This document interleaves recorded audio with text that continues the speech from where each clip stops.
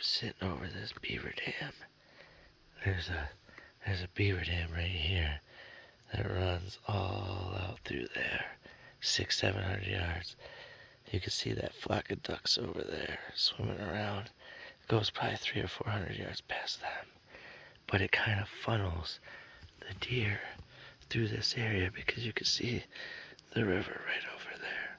So I have a choke point here, and there's a lot of deer pass through here, and also a lot of bear sign and scat, and there's like a wallow hole for bears right down in there. So I'm just gonna sit tight and hopefully something is gonna show up here.